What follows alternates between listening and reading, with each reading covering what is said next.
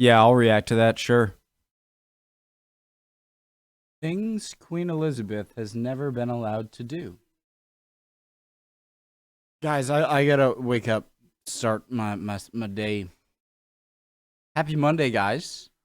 Hope you're all doing well. It is Monday, 6/13/22.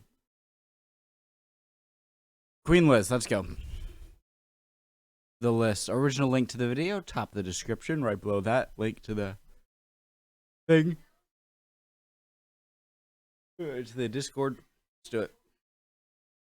Thing she likes. In fact, her most famous people on the planet, but that doesn't mean she can do anything she likes. In fact, her lofty position means there's a lot she can't get away with. Here are the things Queen Elizabeth has never been allowed to do. In the UK, all citizens have the right to express their political opinions, or almost all of them. She can't get away with. Here are She's like, you motherfucker. The things Queen Elizabeth has never been allowed to do. In the UK, all citizens have the right to express their political opinions, or almost all of them at least. As it turns out, Queen Elizabeth is expected to remain strictly neutral with respect to political matters. This also means that she can't vote or stand for election. I never thought about that. So, like, the Queen never, like, picks a favorite potential prime minister, obviously. Yeah.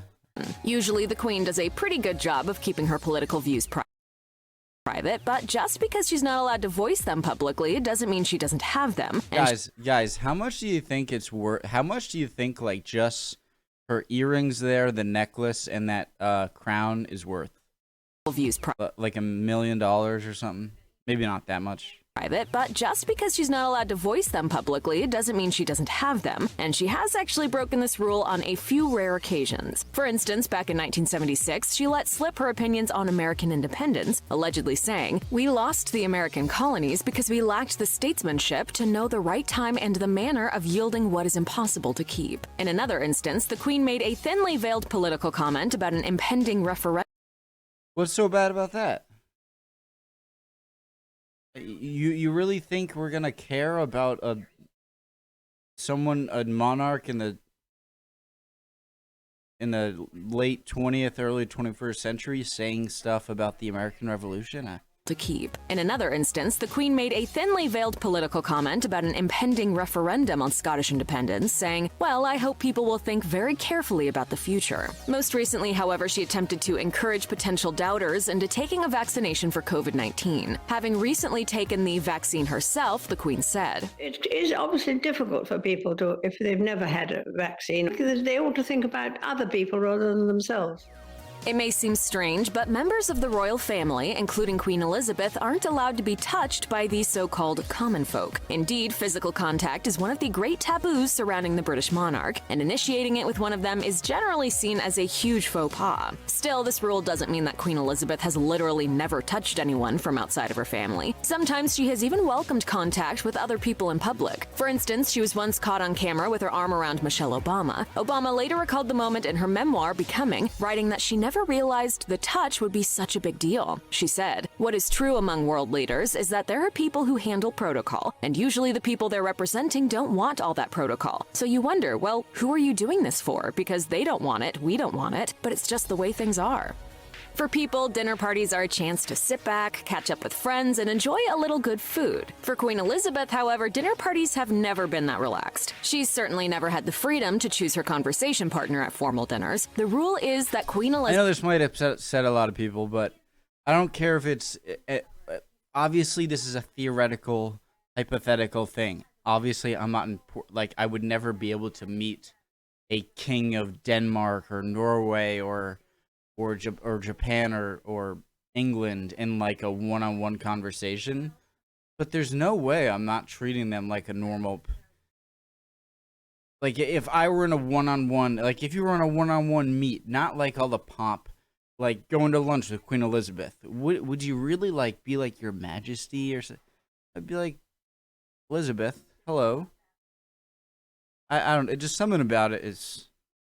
I like tradition, so... Elizabeth begins dinner speaking to the person on her right and then switches to the person on her left. This is a pretty strict rule, too, as Formula One star Lewis Hamilton once discovered the hard way during a dinner at the palace. So I sat down And she was to my right, and I started to talk to her, and she was like, no, you speak that way first, and I'll speak this way, and I'll come back to you. There's no doubt about it, Queen Elizabeth is about as much a celebrity as you can possibly get. Unlike other celebrities, however, the Queen has never been allowed to sign her autograph. In fact, the entire royal family is banned from signing their names for fans in case their signature is forged No.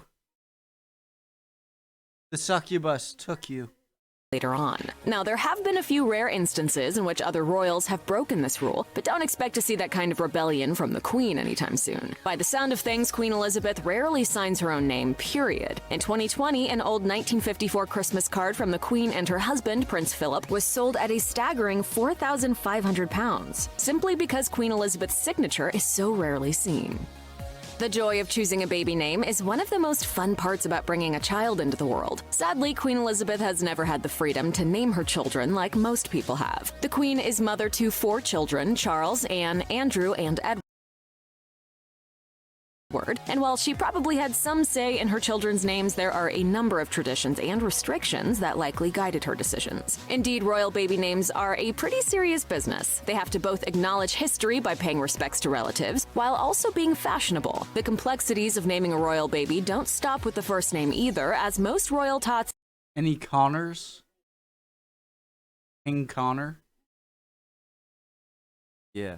end up with a number of middle names, each paying homage to various relatives. For instance, Prince Charles's full name is Charles Philip Arthur George. Prince Edward's full name is Edward Anthony Richard Louis, and Princess Anne's full name is Anne Elizabeth Alice Louise. Talk about a mouthful. Unfortunately for Queen Elizabeth, public displays of affection are strictly off limits for royals, largely as a matter of custom. It is, however, a largely unspoken rule. As royal etiquette expert Micah Meyer told People magazine, senior members of the royal family would likely not be told how to interact or when they can or cannot show PDA, and would be trusted to use their better judgment as to when it's appropriate. This unspoken no PDA rule is generally thought to be linked to the fact that the royals are often out in public in an official capacity, and hugs and kisses would simply be inappropriate. Naturally, couples like Meghan Markle and Prince Harry, or Kate Middleton and Prince William, have broken the rules a few times, but what about Queen Elizabeth? Would she ever be caught sharing a moment of affection with her husband, Prince Philip? Well, way back Rest in in 1953, Philip kissed the Queen during her coronation, and in 1991, he kissed her on the cheek during the New Year celebrations. But aside from those few instances, the Queen has tended to keep her romantic life decidedly private.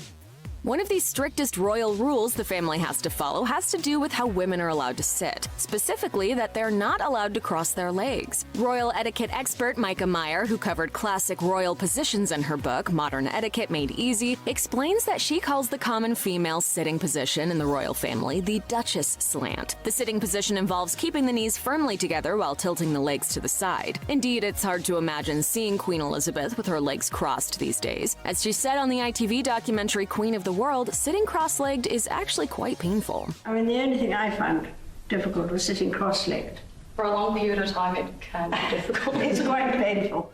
Still, from the Think about how bad it is for guys. looks of it, she broke the unspoken rule about leg crossing quite a few times in her youth, when she was a little more sprightly. Many people's given names are seldom used in their daily lives, and a little more sprightly.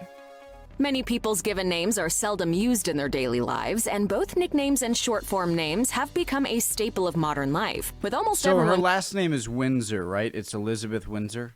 going by a shorter version of their full name. But for members of the royal family, using a nickname isn't really allowed. All royal family members are expected to go by their full names in public, as anything less would be deemed inappropriate. Still, this doesn't mean that Queen Elizabeth and her family don't have private nicknames for each other. For example, Queen Elizabeth was called Lilibet while she was growing up. Additionally, her Lilibet. husband, Prince Philip, often calls her Cabbage. And when Prince William was a child, he reportedly called her Gary, as he couldn't say Granny. That's quite a nickname for a queen. One of the rules Queen Elizabeth must always follow is to never sit on another monarch's throne. While the opportunity probably doesn't arrive very often, Queen Elizabeth did have to follow the rule Okay, I get that one, I suppose. It's like planting your flag on another... While the opportunity probably doesn't arrive very often, Queen Elizabeth did have to follow the rule on one particular and rather strange occasion when she visited the set of the HBO series Game of Thrones in 2014. Queen Elizabeth clearly thought better than to sit on the show's Iron Throne. Come on. Actress Maisie Williams, who portrayed Arya Stark on the show, spoke about the incident on the YouTube series First We Feast. I've never seen Game of Thrones more than I remember in college. A lot of my roommates loved it, and like people came over each week to like watch the next episode. I just couldn't get into it. I'm a huge Lord of the Rings fan. It's not like I don't like, medieval fantasy type stories. It's just too much. There's so much sex stuff. It's just Beast, she said. She didn't necessarily refuse, no one said, sit on that chair because it is going to be funny. We all just sort of smiled and were like, is she going to do it? She sort of looked and said, that doesn't look very comfy. When it comes to food, the royals have to follow a surprising number of rules and regulations. So while you may So does the Iron Throne mean like you're the king of everything in to Westeros? In Game of Thrones. Be tempted to think that eating like a king or queen means eating everything your heart desires. This is far from true. Apparently, Queen Elizabeth and her family are never allowed to eat or drink a wide variety of items, including shellfish, garlic, and even tap water. The ban on shellfish is in place in case of digestive issues that can interfere with public engagements. Foreign tap water is also off the menu for the same reason. Garlic is reportedly off limits too, according to a former palace chef, and you can probably guess why. Breath. There are a number of beauty rules the royals are forced to follow, too. After all, there's a reason you never see paparazzi shots of Queen Elizabeth and her family in their sweats and sneakers. First of all, Queen Elizabeth has never been allowed to grow long nails, so long, colorful nails are an absolute no-no in the palace. Additionally, Guys, or I guess I just should say girls, because women tend to have longer fingernails. How can you stand that? Like, whenever my nails start to interfere at all, like I feel it, like when I'm typing on a keyboard, I cannot stand a second. Like, how do you type? How do you type on a, like, do you have to just go like how do you type? Queen Elizabeth has to be mindful of her hair and makeup, as the royals must always have neat, healthy-looking hair, while makeup should be modest and natural. There is a little wiggle room with these rules, though, and the Queen in particular is a big fan of wearing lipstick. She even has her own signature pink color, while all of the other ladies in the court select more muted tones. In fact, her passion for lipstick is such that she even had her own shade commissioned for her coronation. Some of the greatest photographs in royal history have come courtesy of the Queen's occasional sojourns to church or to the races, with her behind the wheel. And while it's certainly not common to see the Queen behind the wheel, she really does love to drive, having learned while serving in the Women's Auxiliary Territorial Service during World War II. Nevertheless, it turns out that the Queen probably doesn't get to drive nearly as often as she'd like to. As Duncan Larcombe, an ex-royal correspondent, told Town & Country, when they're on official royal business, as far as I can remember, they are always driven to and from their appointments. Even when the royals do get to drive by themselves, they're never really alone. Larcombe explained, they'll still have their protection officers in tow. They would have had at least 2 vehicles driving with them and a protection officer in the vehicle with them, all armed. Yikes. As much as she'd probably like to, it doesn't seem like the Queen gets to enjoy the open road like the rest of us do. It's not just in the car that Queen Elizabeth is surrounded by I love all these pictures, like security guards, though. In fact, the Queen has probably never been out in public without security guards at her side. According to some reports, each member of the royal family has up to 5 highly trained armed officers to look after them while they're out and about. And when Queen Elizabeth visits her Scottish palace Balmoral, she's apparently joined by a security team made up of dozens of officers who reportedly refer to the Queen as S. And all this security isn't for nothing. In 1974, Princess Anne, Queen Elizabeth's daughter, who is that? It's Princess Anne? Alright, I'm being creepy again. Was almost kidnapped, but was saved by her security guard. And when the Queen was visiting Jamaica years later, her guards had to rescue her from an overly adoring crowd. So while this level of constant security may sound a little over the top, based on these incidents in the past, it's probably necessary for the safety of the Queen. Check out one of our newest videos right here. Plus, even more list videos about the latest hot topics are coming to rescue saved by her. What a babe. Man, I hope she's... Alright, I'm being creepy. Alright, I'm sorry. Cool video. Hope you're all doing well. Waking up still. See you next time. Chin up, boys.